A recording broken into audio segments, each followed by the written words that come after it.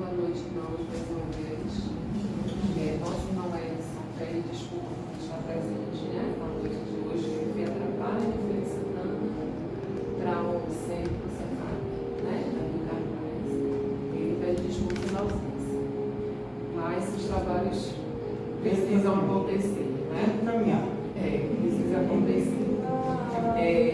Nós teremos a palestra do nosso irmão Robson, um tema muito interessante, muito bom, os obreiros do Senhor. Somos todos, só depende da nossa vontade, querer.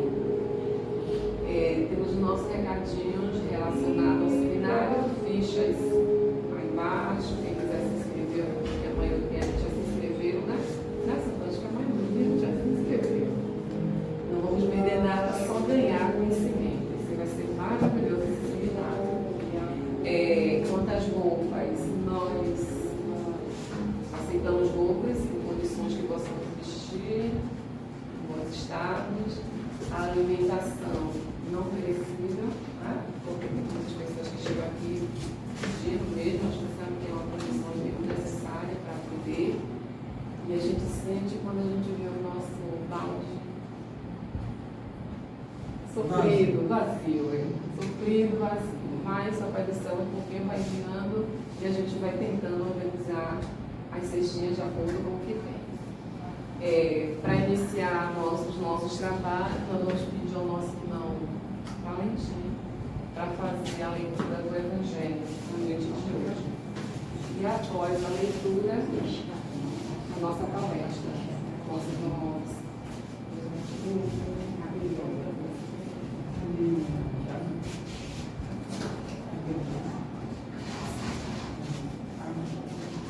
Irmãos, boa noite. Que Deus nos abençoe. Vamos à leitura do capítulo 13, a beneficência. Item 11. A beneficência, meus amigos, vos dará neste mundo as mais puras e as mais doces alegrias, as alegrias do coração, que não são perturbadas nem pelo remorso, nem pela indiferença. Pudesses compreender tudo o que encerra de grande e de suave a generosidade das belas almas, esse sentimento que faz com que se olhe outrem com o mesmo olhar com o qual se olha a si mesmo, que se desnude com alegria para vestir seu irmão. Pudesses, meus amigos, não ter mais doce ocupação que a de fazer os outros felizes. Quais são as festas do mundo que podereis comparar a essas festas alegres, quando representantes da divindade entregas a alegria a essas pobres famílias que não conhecem da vida senão as vicissitudes e as amarguras? Quando vedes de súbito esses semblantes descorados se iluminarem de esperança, porque não tinha pão, esses infelizes e suas crianças, ignorando que viver é sofrer, gritavam, choravam e repetiam estas palavras que penetravam como agudo punhal no coração materno: eu tenho fome. Compreendei quanto são deliciosas as impressões daquele que vê renascer a alegria onde um instante antes não via senão desespero. Compreendeis quais são as vossas obrigações para com os vossos irmãos. Ide ao encontro do infortúnio, ide em socorro com os vossos irmãos. Ide em socorro das misérias ocultas, sobretudo porque são as mais dolorosas.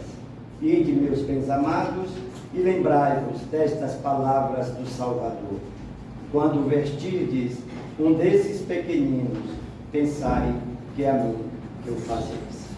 Fica aí para as nossas reflexões a leitura, esta mensagem maravilhosa do Evangelho. É um momento assim, meus irmãos, em que, por mais que eu leia, tenha a oportunidade de ler este capítulo, vai haver em mim sempre uma emoção muito constante, porque dentro da nossa proposta, do esforço que façamos para domar as nossas más inclinações e assim nos tornarmos verdadeiros obreiros do Senhor, não tem como não se sensibilizar, não tem como não sentir, principalmente nessa fase que nós estamos vivenciando, da transformação planetária, onde o número é crescente dos nossos irmãos desprovido do necessário. Então, que fica as nossas reflexões trazidas pela espiritualidade amiga, pelos mentores desta casa, para que não nos descuidemos quanto à ação transformadora, que é assim a única para a felicidade futura, e também quando nos permitirmos, ainda que de forma relativa, vivê-la ainda na vida presente, a caridade. Então, que Deus nos abençoe a todos, e eu passo a palavra ao nosso irmão Robson, desejando-lhe muita paz, muita luz, porque, modéstias à parte, a sabedoria aí reside. Muita paz para todos. Obrigado.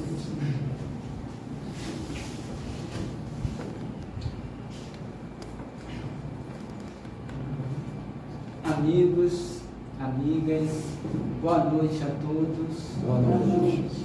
Boa noite a todas.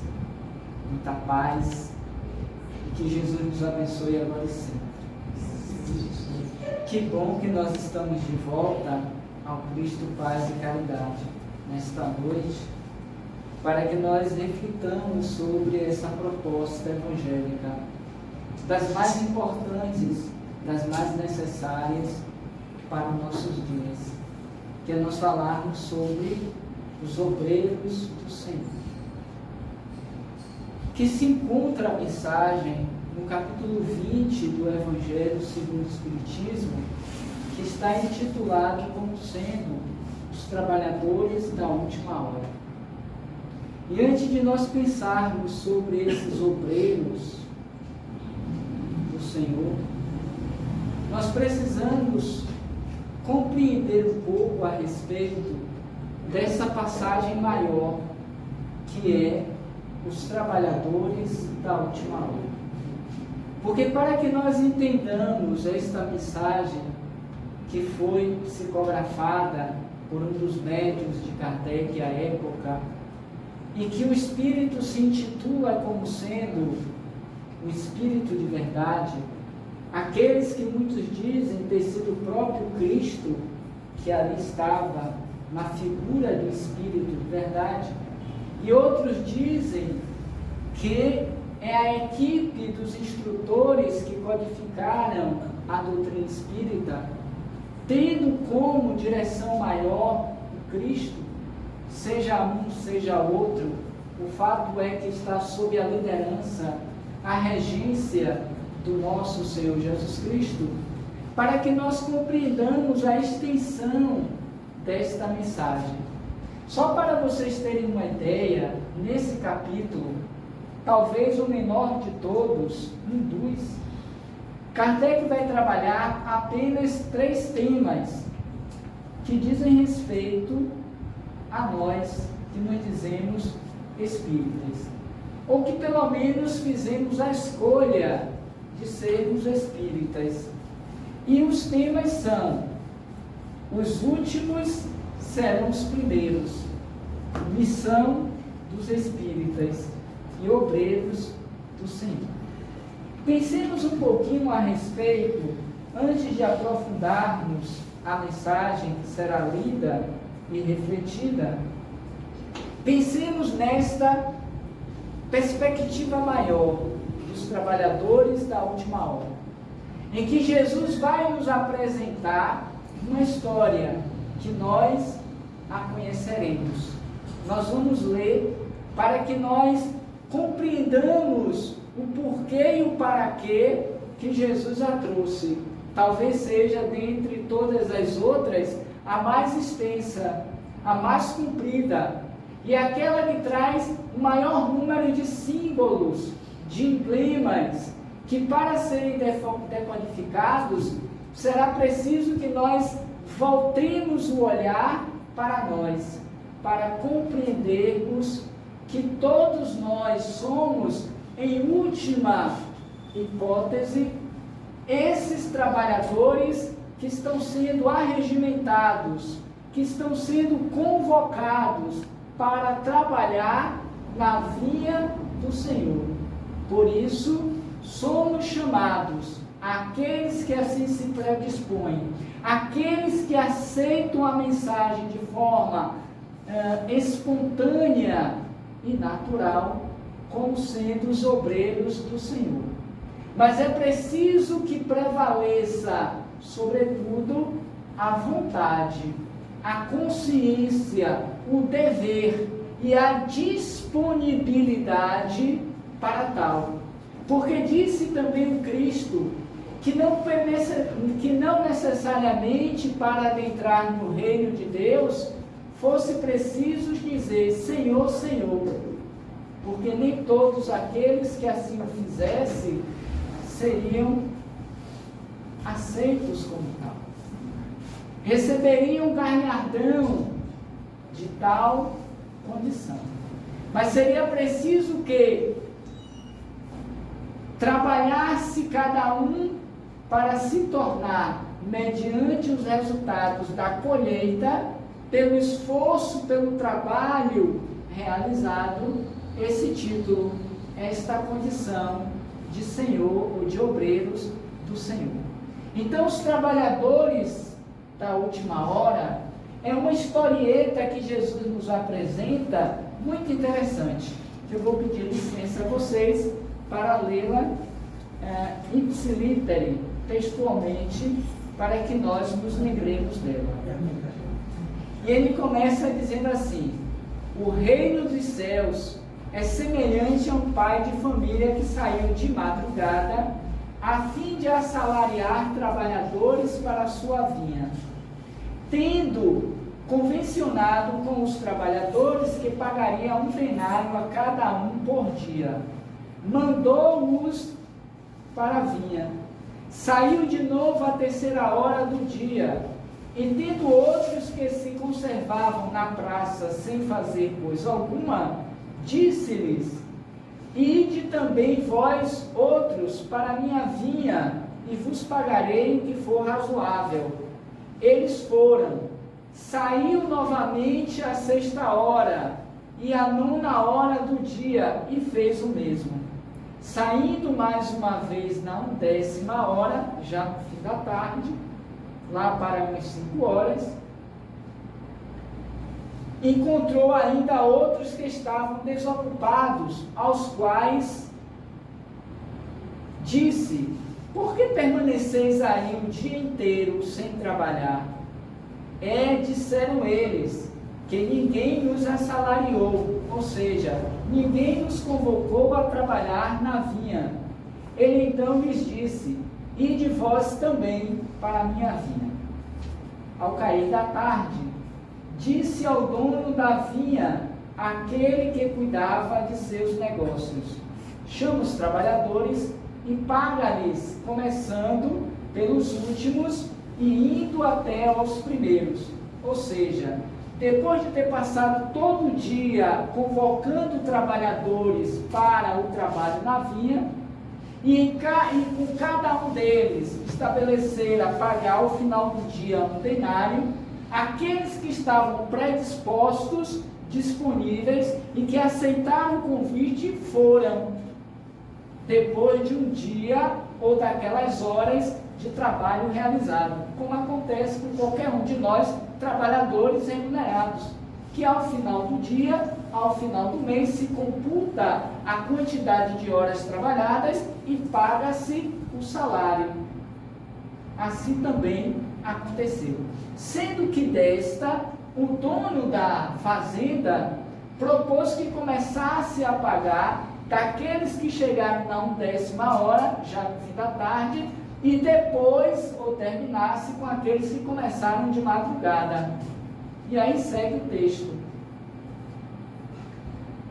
Chama os trabalhadores e paga-lhes, começando pelos últimos e indo até os primeiros. Aproximando-se então os que só a 10ª hora haviam chegado, receberam 1 denário cada um.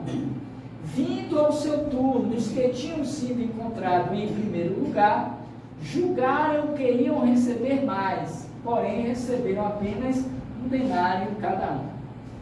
É como ainda hoje acontece. Aquele que trabalha mais, supostamente acredita que deve, ou que deveria, receber mais, considerando que aqueles que trabalharam menos deveriam receber proporcionalmente menos. Do ponto de vista da lei humana, da lei do trabalho, rege-se as relações entre patrões e empregados desta forma. Tanto é que hoje a vigícia tem sido trabalhadores que são requisitados apenas para o cumprimento da hora ou das horas do serviço e recebe pelo que fizeram. Já não tem mais a garantia da carteira assinada, do valor fixo, trabalhando ou não. Mas finalizando por conta também do tempo, ele diz: recebendo, queixavam-se ao pai de família, dizendo: esses últimos trabalharam apenas 1 hora e lhes dá tanto quanto a nós, que suportamos o peso do dia e do calor.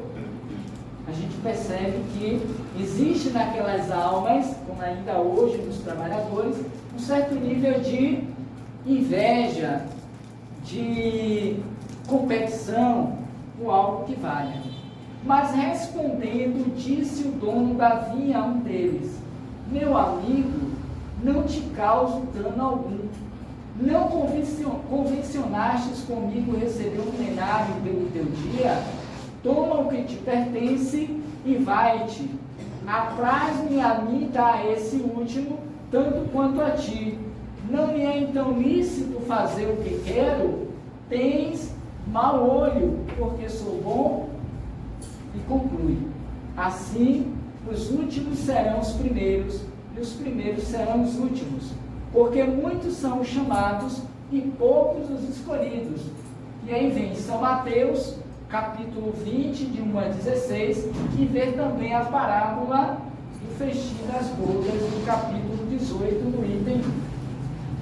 Ou seja, esta parábola dos trabalhadores da última hora tem uma relação direta com esse festim das bodas, com esta festa que o Senhor preparou para o casamento do seu filho, que nós não vamos entrar aqui nos detalhes por conta do tempo.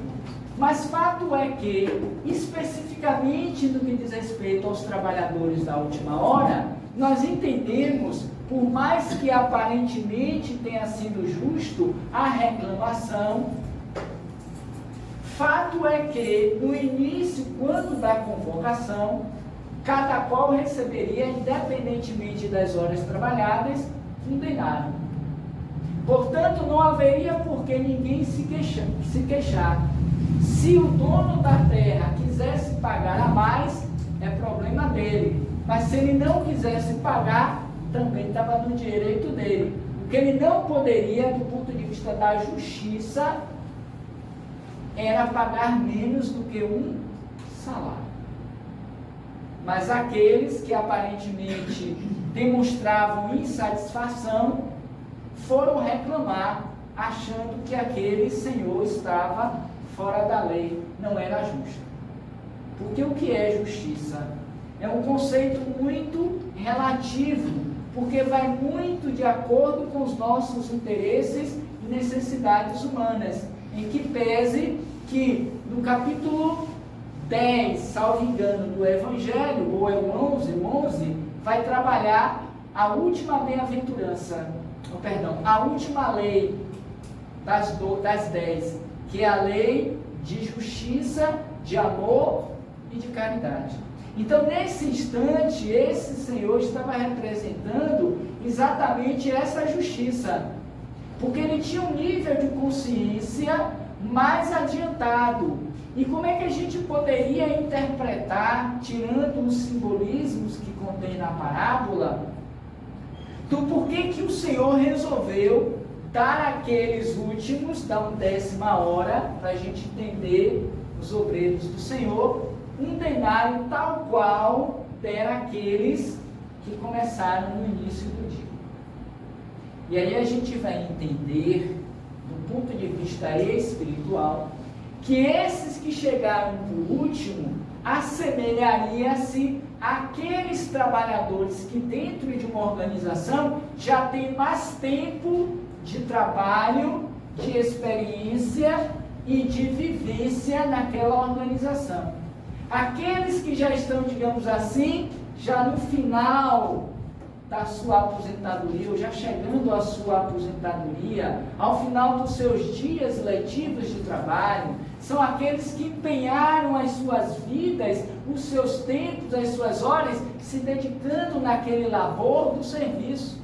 E aqueles que chegaram no início das horas e receberam semelhantemente a esses últimos, são aqueles que nós chamaríamos hoje de novatos, de aprendizes, de estagiários, aqueles que foram contratados nesse momento e, como tal, até para poder fazer merecer os benefícios futuros, precisam demonstrar mais força de trabalho, mais dedicação, mais valor, mais empenho àquela instituição organizacional. Então a gente vai perceber que nesta passagem que Jesus se apropria de uma realidade comum da sua época, ele vai nos apresentar que os obreiros do Senhor, aqueles que recebem esse medalhão, ou esta medalha, esse reconhecimento, aqueles que vão estar nos primeiros postos de serviços junto ao próprio Cristo, foram aqueles que começaram lá atrás. Por isso que ele vai fazer uma relação com o festim de bodas, de casamento. Porque ele vai dizer que o Senhor saiu a convidar aqueles para a festa.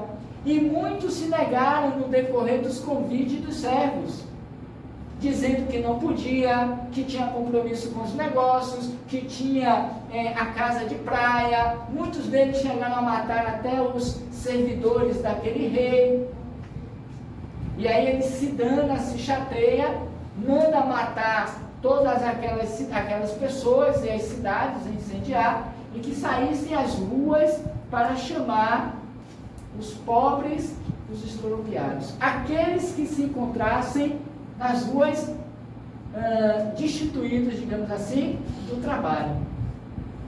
O que a gente pode extrair desta passagem?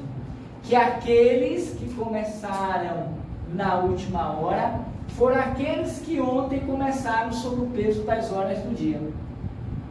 São aqueles profetas, são aqueles espíritos que começaram, do ponto de vista das reencarnações, a trabalharem na vinha do Senhor. Porque em todos os espaços em que nós nos movimentamos, do ponto de vista social, nós podemos representá-los, como veremos a partir de uma mensagem também de Emmanuel, que nós trouxemos, como sendo a vinha do Senhor. Nós estamos sendo convocados enquanto trabalhadores da última hora, esses que farão a chamada ressurreição das almas imperdidas da terra, nós que vamos reativar o amor, a caridade, a justiça proposta por Deus, nós que estamos sendo convidados nessas últimas horas desta mudança transitória pela qual a terra está passando, a dar o nosso melhor, a mostrarmos verdadeiramente quem somos e para o que viemos. Porque trabalhadores, todos nós podemos nos intitular, podemos assim nos eleger, mas quem verdadeiramente aos olhos do Senhor é o verdadeiro trabalhador. aquele que está disponível, aquele que está aberto, aquele que está verdadeiramente com vontade de servir, conforme conversávamos pouco antes do início do trabalho com Alberto, ele nos relatava a história de uma pessoa conhecida, uma jovem de 25 anos, que resolveu abandonar tudo do mundo para servir a causa de ajuda na África, aquelas pessoas, aquelas crianças, aqueles homens e mulheres necessitados de tudo, viventes da fome e da miséria, que aos 25 anos, quem de nós recusou as coisas do mundo para servir em nome de uma causa maior? Nós aplaudimos, nós curtimos, nós achamos bonito, heróico, nobre, mas que vai ele, deixa eu aqui, porque as necessidades do mundo, do ter, e a gente diz, não, essa é a minha fase de me dar bem no mundo, eu preciso estudar, eu preciso ganhar dinheiro, eu preciso trabalhar, não, eu tenho que casar, não, eu tenho que viver a minha vida, e a gente vai viver a vida destituídos de um sentido de vida. Daí porque mais tarde, com o passar do tempo, muitas vezes nós recebemos como salário os resultados das nossas próprias ações, porque a semeadura é livre, mas a colheita é obrigatória. E não basta dizer Senhor, Senhor, para entrar no reino de Deus. É preciso fazer a vontade do meu Pai que está nos céus.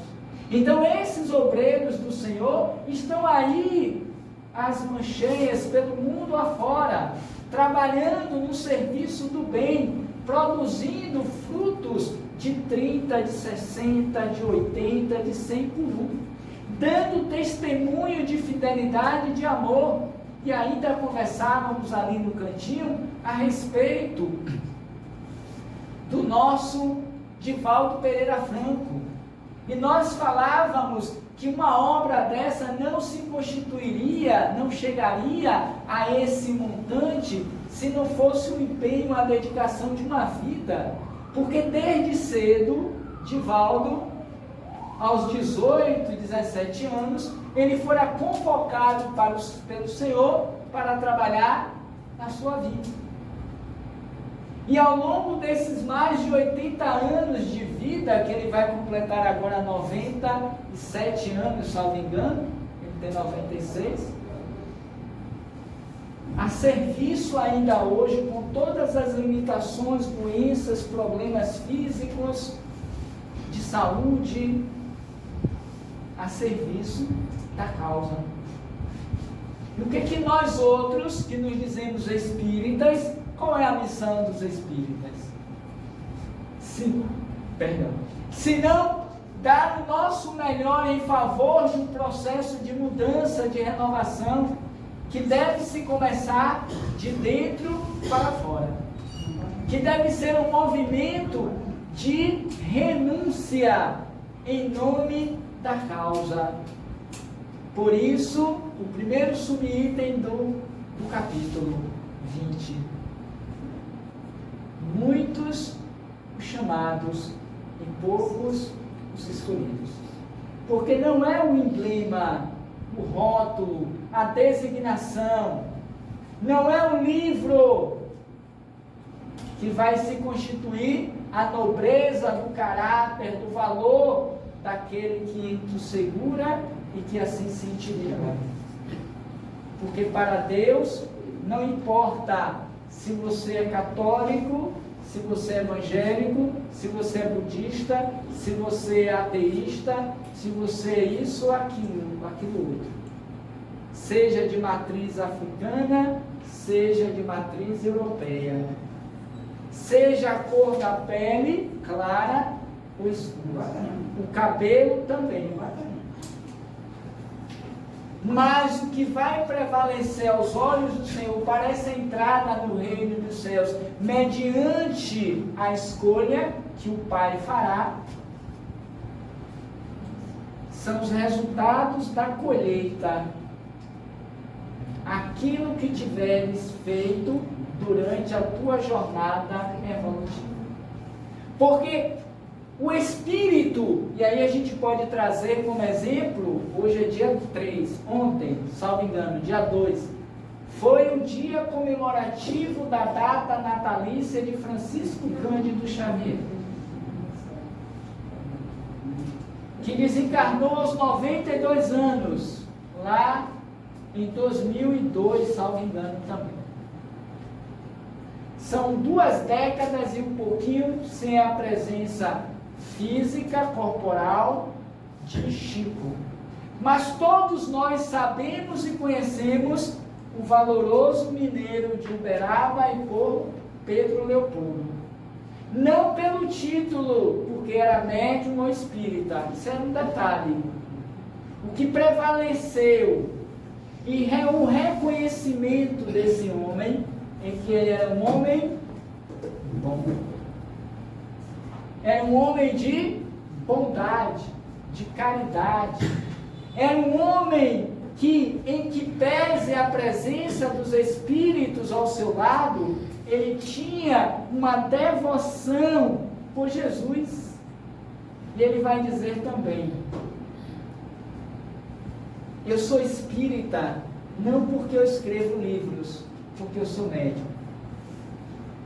Eu sou espírita, não porque eu vejo os espíritos, ou qualquer uma outra possibilidade. Eu sou espírita, porque Jesus está no Espiritismo. A base da doutrina espírita, daí dissemos que a mensagem Obreiros do Senhor é psicografada pelo Espírito de verdade, que se atribui ser o próprio Cristo, ou aqueles que fazem parte da sua falange de almas abnegadas, que em nome dele vai atuar no mundo, esse nosso, ainda sombrio, ainda difícil de uma boa convivência, ainda carente de expressões de beneficência, conforme vimos na leitura inicial feita pelo companheiro Antônio Valentim. Obrigado. O trabalho no bem que nós estamos construindo ao longo da nossa existência. Então esse Chico Xavier é um espírito milenar que começou lá atrás, na primeira hora, carregando o peso do dia e das horas, recebendo às vezes nem um denário, meio denário, mas nem por isso desistiu de viver a mensagem do Cristo. Se afeiçoou à figura do nosso irmão maior e a partir dali renunciou às coisas do mundo.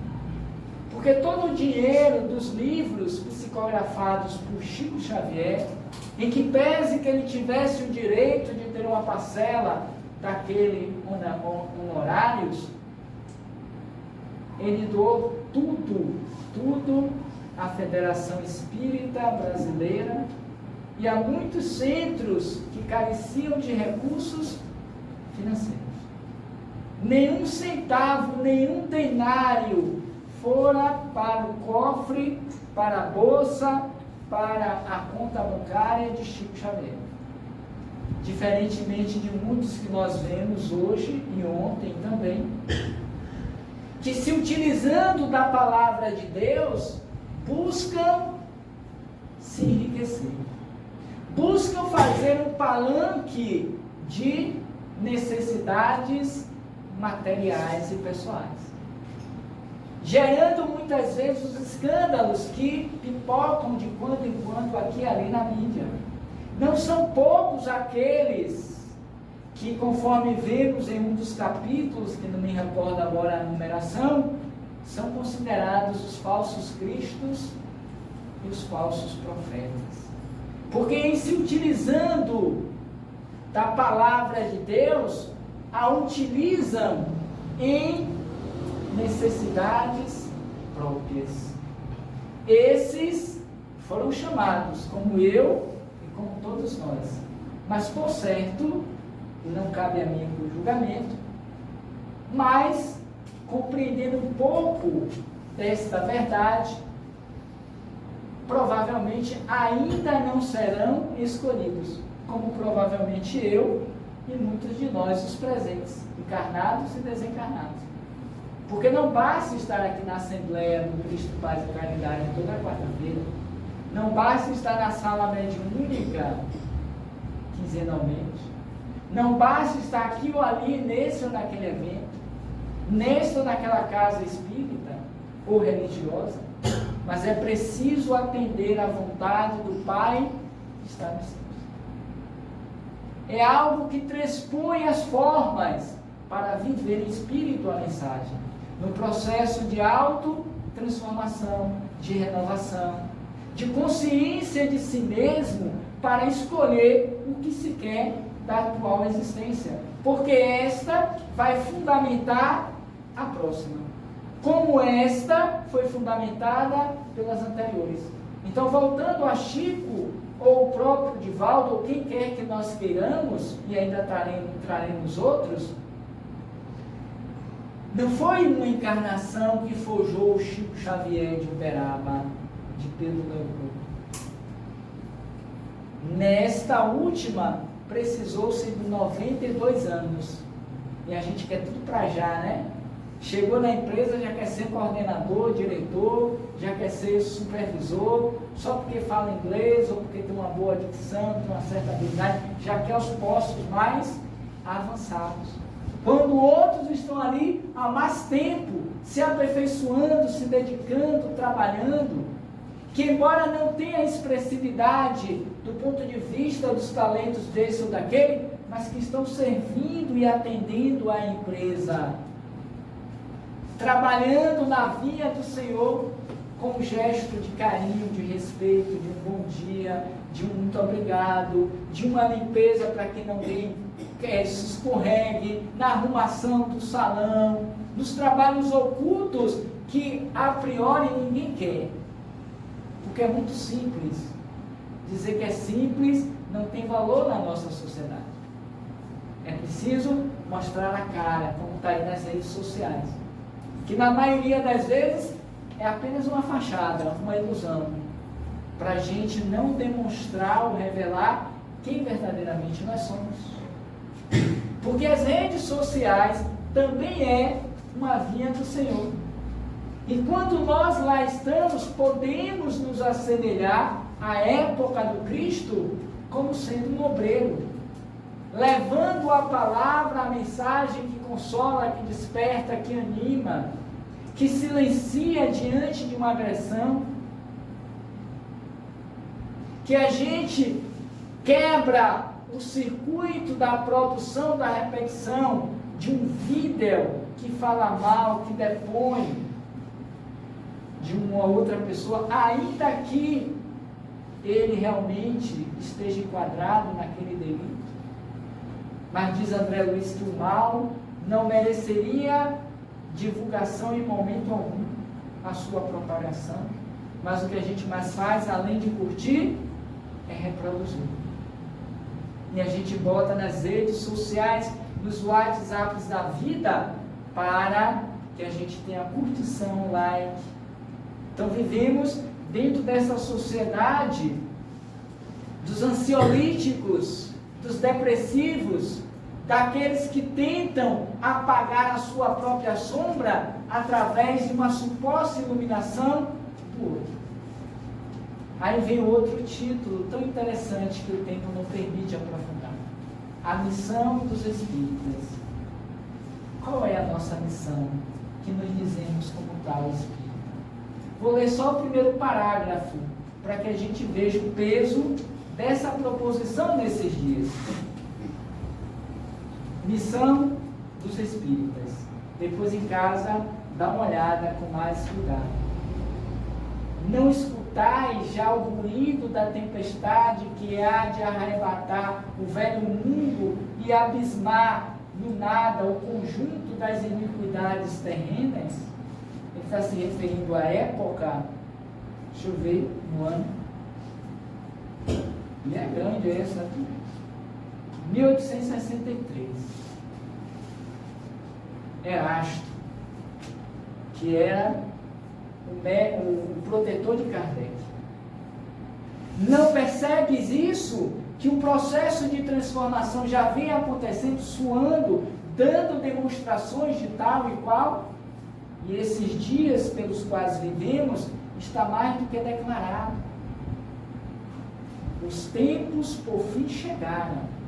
E aqueles incautos, aqueles que dormem, aqueles que se distanciam do propósito do Senhor, da vinha, serão arrebatados, não para os céus, como pensam muitos dos evangélicos, mas eles são levados de rodão para ambientes imundos de dor e de sofrimento.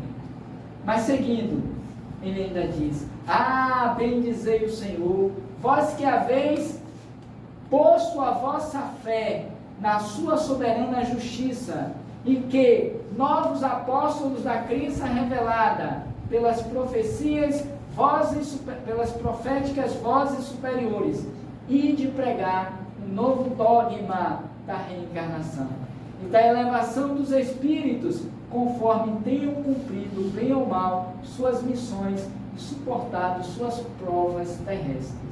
Então, cada vez mais, nós espíritas, os verdadeiros, e não como gosta de propor Edson, que disse para mim: olha, não esqueça de falar dos me esqueci aqui a expressão, dos espíritas contrabanda, os contrabandistas, os espíritas de contrabando, os espíritas de contrabando, porque na maioria de nós somos espíritas de contrabando. Quem é o contrabandista? Olha, vai ali um contrabandista. Não, aquele é contrabandista. É aquele que contrapõe-se à lei. É aquele que não vivencia aquilo que está posto dentro da lei dos homens. É aquele que desvirtua, que mercantiliza indebitamente a sua própria mercadoria. Assim também existem no mundo dos espíritos os falsos profetas, os falsos cristos. Na terra, aqueles que pregam em nome do Senhor são também contrabandistas da fé. Nós podemos nos assemelhar em muitos momentos como contrabandistas, porque não vivemos a mensagem, nós adulteramos a nossa mercadoria, que é a mensagem do Cristo, que é a exemplificação. Então, quando a gente fala dos contrabandistas, espíritas de contrabando, é aqueles que literalmente não vivenciam aquilo que já aprenderam. São aqueles que não testemunham diante das situações do mundo a sua fé. São aqueles que preferem se arrastar pelas alegrias e felicidades momentâneas dos prazeres fugidios, a ter que viver no silêncio, na renúncia, no choro, na solidão, no abandono, dessas coisas que preenchem o ego muitas vezes, mas que nos enfermam a alma mais tarde. E aqui a gente não está dizendo que não viva as coisas do mundo, mas que a gente aprenda a cada coisa que vivemos no mundo a santificá-las, para se tornar aqueles, hoje nessa encarnação, da 10ª hora. Porque do contrário, passaremos apenas como espíritas, mas não fomos espíritas. Porque Kardec ele vai categorizar 4 tipos de espíritas, sendo que o último é aquele que reconhece verdadeiramente as suas imperfeições, os seus vícios, as suas enfermidades morais, e se esforça-se para estar no mundo se auto-trabalhando. se auto-regenerando, modificando, tornando os vícios virtudes. Porque a mesma energia que mobiliza uma jovem de 25 anos a abandonar tudo no mundo para ajudar aos necessitados, como fizeram a irmã Dulce, a nossa Santa Dulce dos pobres, como fizeram na Índia a Madre Teresa de Calcutá, e tantos outros que estão aí nas suas mais variadas religiões, ou não, porque obrigatoriamente para fazer o bem não precisa tê-la, mas estão a serviço do Cristo como obreiros do Senhor, levando a palavra que acolhe, que ressuscita, que ampara, que consola, que anima, que desperta, silenciando quando poderia estar acusando por conta dos seus próprios direitos. Então está não no rótulo espírita, porque diz o Evangelho e os Espíritos, o verdadeiro espírita é o verdadeiro cristão. É o mesmo. É aquele que reconhece as suas mais imperfeições e esforça-se por domá-las, por vencê-las, superando a cada dia, para que esse novo homem e essa nova mulher ressurjam, a fim de que a sociedade se transforme. Não é abrindo novos presídios ou estabelecendo a pena de morte, desejando um massacre coletivo dos criminosos que nós vamos erradicar o mal. Porque todas as vezes, isso é noticiário de todos os dias, todas as vezes que você mata, que você prende o chefe daquele grupo, né, das drogas, da milícia, seja lá o nome que nós dermos, da facção, reparem que dia depois aparece alguém para tomar aquele grupo, dominar aquela área. Então não é a morte que vai em si resolver, mas todo o processo de transformação que começa por dentro. A paz que você quer ver no mundo, seja você esta paz, essa transformação. E então nós vamos partir efetivamente para os obreiros do Senhor, porque esse caminho, penso eu, seria necessário fazermos. E aí vem então esta mensagem do Espírito de Verdade, Paris, 1862, em que ele diz assim: aproxima-se o tempo que se cumprirão as coisas anunciadas para a transformação da humanidade. Esses são esses dias. Ditosos serão os que houverem trabalhados no campo do Senhor, na vinha do Senhor, com desinteresse, sem outro móvel, senão a caridade. Seus dias de trabalho serão pagos pelo centuplo do que tiveram esperado. Ditosos os que hajam dito aos seus irmãos: trabalhemos juntos e unamos-nos os nossos esforços, a fim de que o Senhor, ao chegar, encontre acabada a obra. Se o Senhor chegasse hoje aqui, com calça jeans, camiseta, com chapéu, com óculos, nós o identificaríamos? O que nós diríamos ao Senhor diante daquilo que Ele nos propôs fazer há 12.000 anos?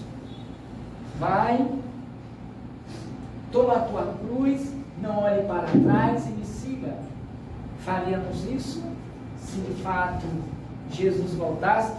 Qual seria o resultado da nossa obra, do nosso trabalho, ante ao Senhor que ali está à nossa frente, como sendo o resultado para o nosso salário? Será que nós teríamos direitos a 2 denários, a 1 ou menos de 1?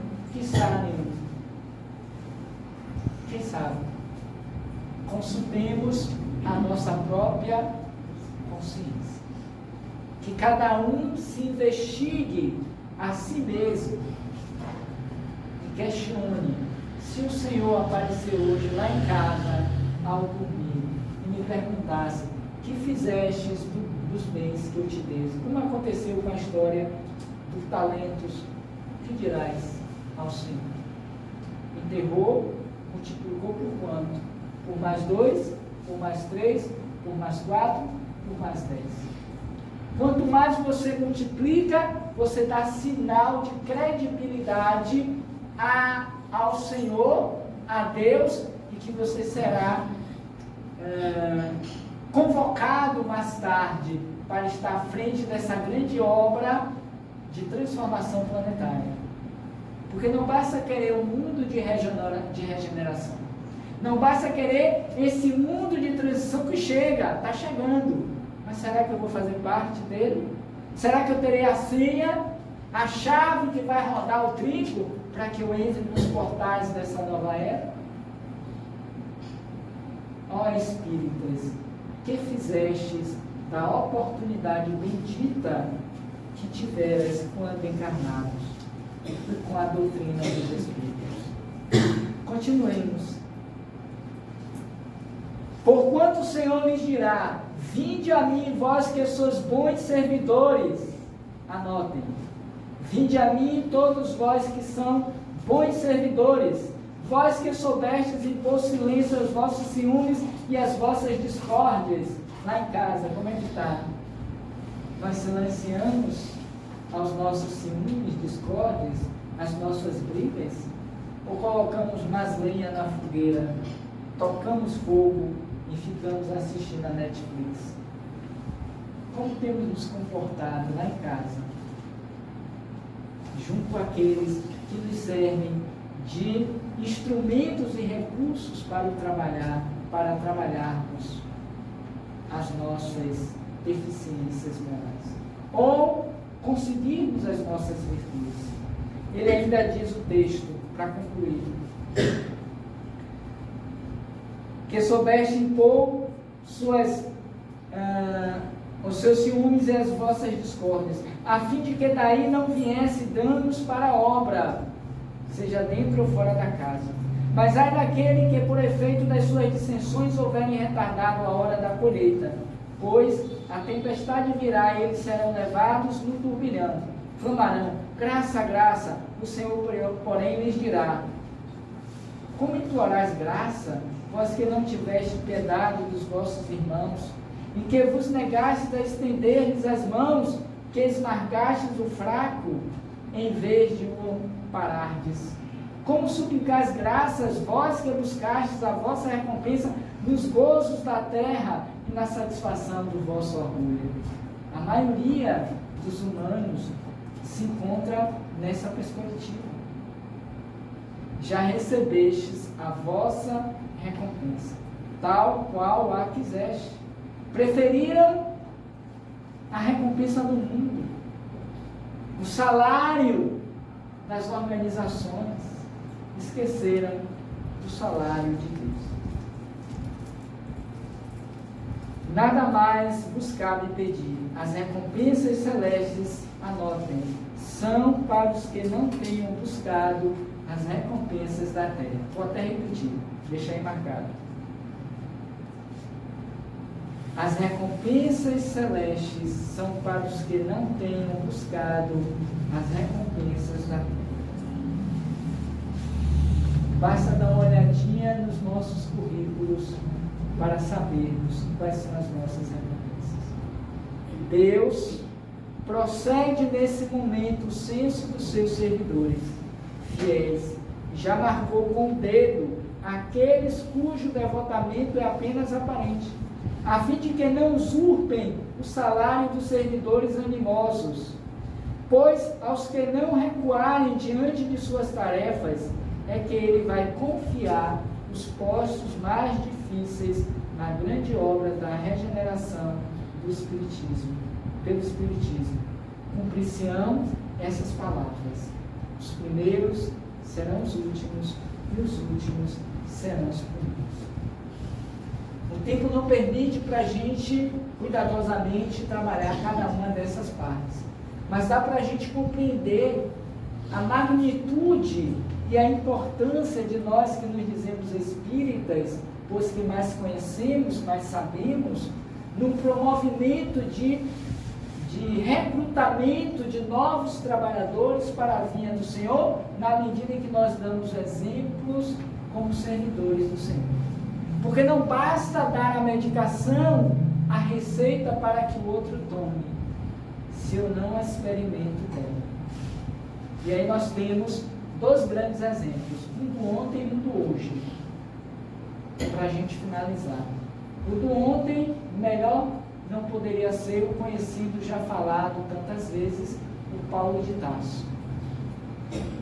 O verdadeiro obreiro do Senhor, que abandonou as regalias do mundo, das posições do Sinédrio, quando do famoso encontro na estrada de Damasco, ele disse: Senhor, o que queres tu que eu faça? A partir dali, e por mais de 40 anos, se dedicou única e exclusivamente para a divulgação do Evangelho na cidade. E se hoje estamos aqui nesta casa, nesse templo de luz, ouvindo falar de Espiritismo de Jesus, rendamos graças a Paulo de Tarso. Porque ele foi o pioneiro, ele foi o executor, aquele que chegou na primeira hora, junto com os discípulos de Jesus. E Jesus ainda deu a ele uma tarefa mais árdua, ao dizer aos discípulos: não vardes aos gentios e aos fariseus, ficais entre vós. Porque os gentios eram um povo, uma categoria de gente que não era adesa à palavra de Deus. Eles eram pagães, não tinham compromisso com a verdade. Já os judeus, com os quais os discípulos lidou, foi mais fácil, já tinha uma abertura. É como se nós falarmos Espiritismo para nós mesmos. Normalmente a gente fala de Espiritismo para espírita, mas a gente não fala Espiritismo para o drogado, para o criminoso, para o menino de rua, para o indigente. Porque falar de Espiritismo é falar de Jesus. Falar de Jesus é falar do Espiritismo moderno. E outro, na atualidade, que nos deixou recentemente, há 2 dias, 3, e que todos nós conhecemos no movimento espírita, e a gente precisa fazer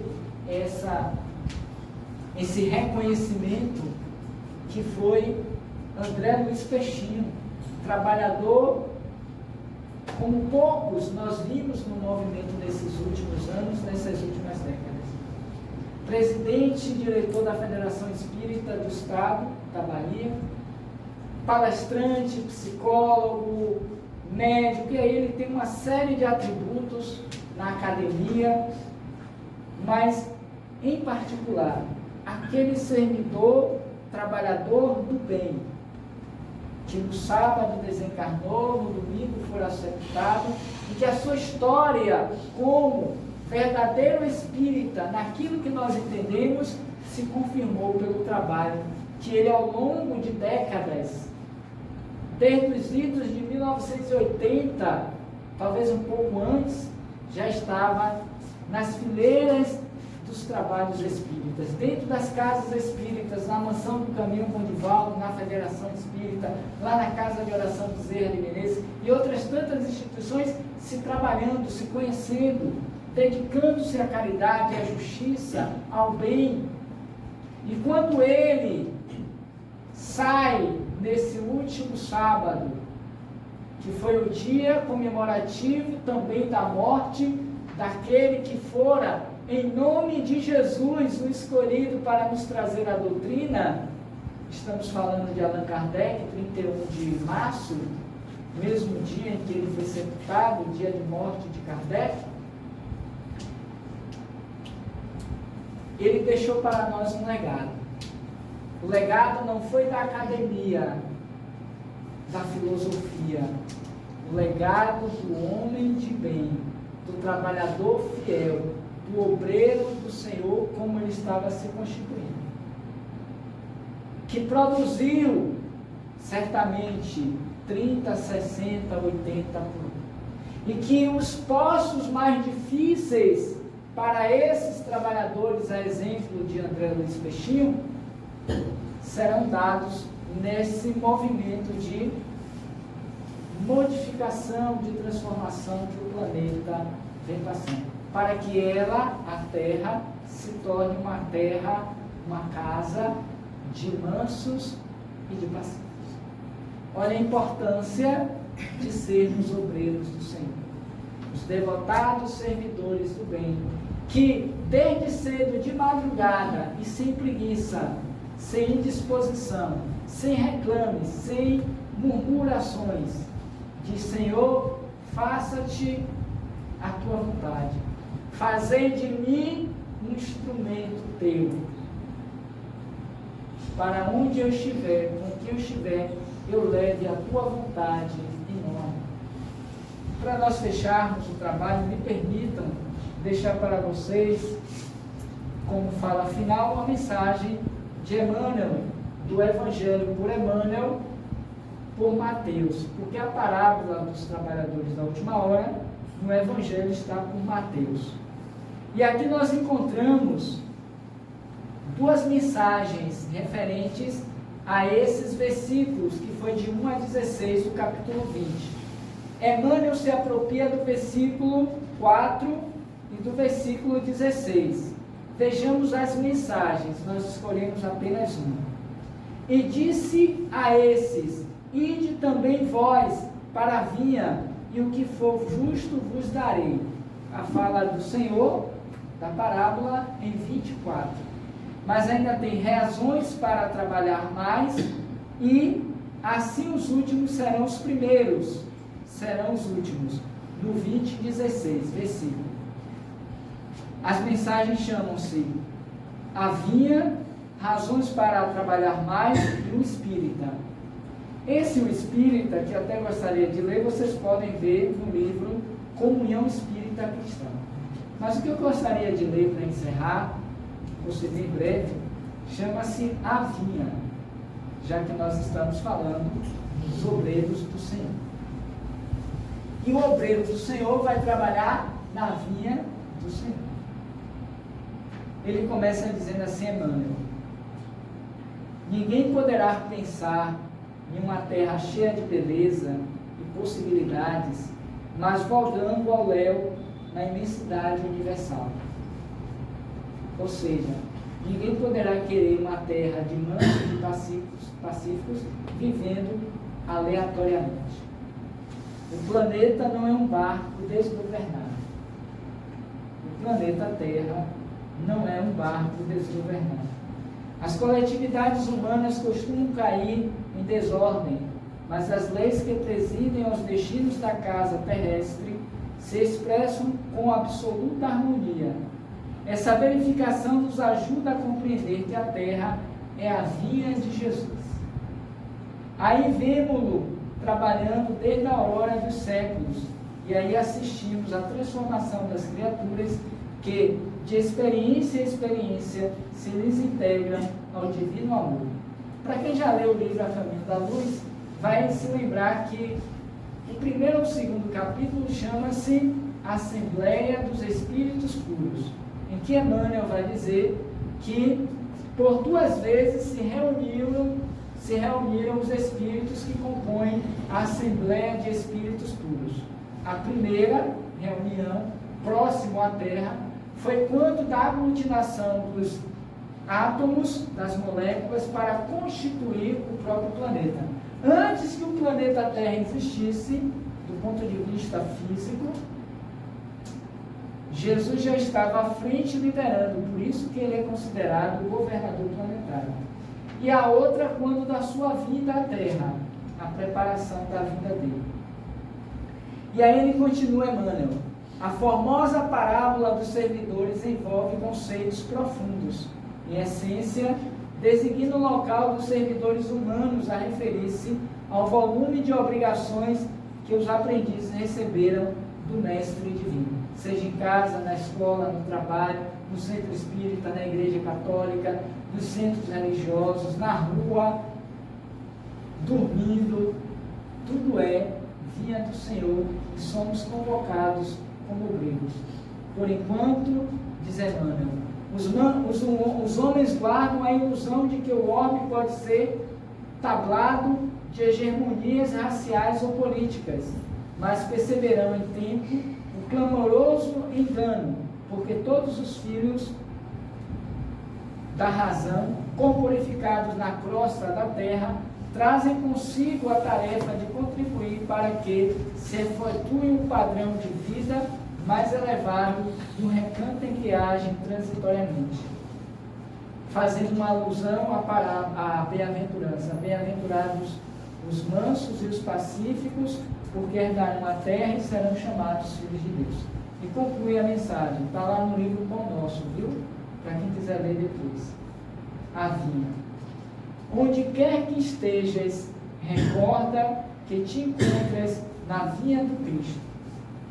Vives sitiado pela dificuldade, pelo infortúnio, trabalha para o bem geral.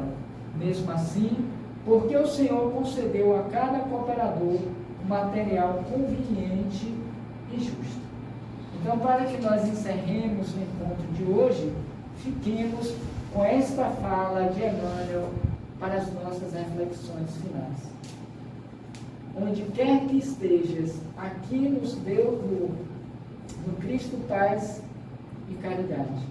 Quer seja na nossa casa, no ambiente de trabalho, onde quer que estejas, recorda que te encontres na vinha do Cristo. E como tal, és convocado a dar o teu melhor. Por isso também disse o Cristo: não coloqueis a candeia debaixo do alqueire, mas acima, para que todos que passem vejam a luz que sai de você.